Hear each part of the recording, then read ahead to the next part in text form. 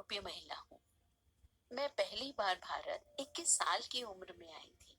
मैं कला और मूर्ति शिल्प की छात्रा थी। मैंने ड्राइंग और स्केचिंग करते हुए कुछ महीने यात्रा की।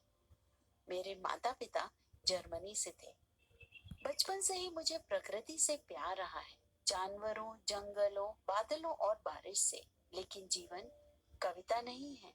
हम जो चाहते हैं यह उससे बहुत अलग है। मैं कई सवालों को सोचते हुए बड़ी हुई। जीवन को समझना एक तलाश की तरह था और यात्रा एक जरिया। मेरे पास यात्रा करने के लिए पैसे नहीं होते थे। कई बार मेरे पास खाने के लिए भोजन भी नहीं था।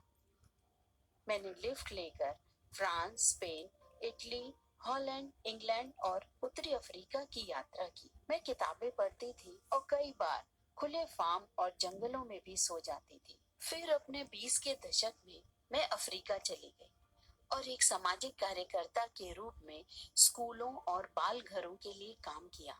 1985 में इथियोपिया के अकाल के दौरान मैंने राहत कार्यों की देखरेख की और मृत्यु को बहुत करीब से देखा।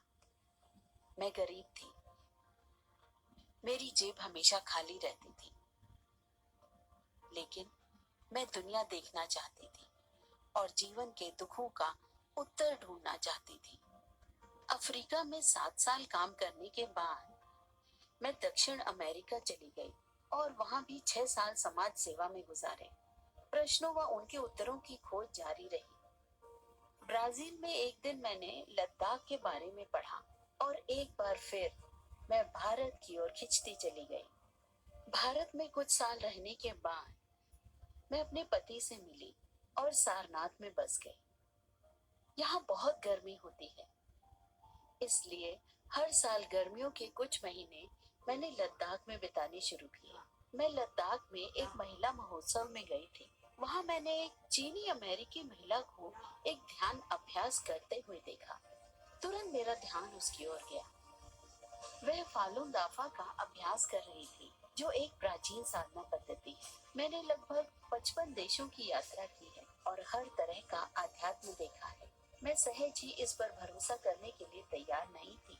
मैंने फालून दाफा को जांचने परखने के लिए कुछ साल लगाए और फिर इस शांतिपूर्ण साधना का अभ्यास शुरू कर दिया। तब से 17 साल हो गए हैं। मैं अब एक अलग व्यक्ति की तरह महसूस करती हूँ, पहले से बहुत स्वस्थ और प्रसन्न। अब मेरा हृदय सौहार्द से भरा है और सभी के लिए दया भाव रख पाती हूँ। 2010 से मैं नियमित रूप से स्कूलों का दौरा कर रही हूँ और छात्रों व शिक्षकों को फालून दाफा सीखने में मदद कर रही हूँ।